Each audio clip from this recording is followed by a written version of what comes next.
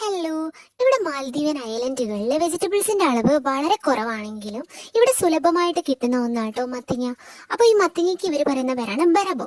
ഈ ബരബോ വെച്ചിട്ട് നമ്മുടെ നാട്ടിൽ അലുവയായിട്ട് സാദൃശ്യമുള്ള ഒരു ഡെസേർട്ട് ഇവർ ഉണ്ടാക്കാറുണ്ട്. അതിനവർ പറയുന്ന പേരാണ് ബരബോ ഹൽവ.